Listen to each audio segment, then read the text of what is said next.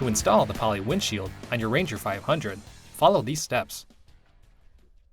Park the vehicle on a flat level surface, ensure it is in park, and remove the key.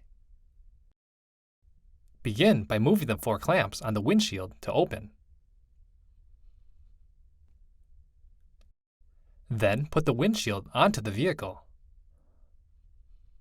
Align the lower edge of the windshield against the dash panel.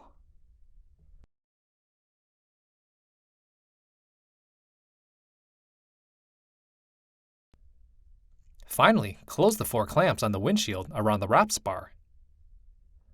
Warning: if transporting a vehicle in non-enclosed trailer, the vehicle must face forward or windshield must be removed. Failure to comply may allow airflow, vibration, or other factors to separate windshield from the vehicle and cause an accident resulting in serious personal injury or death.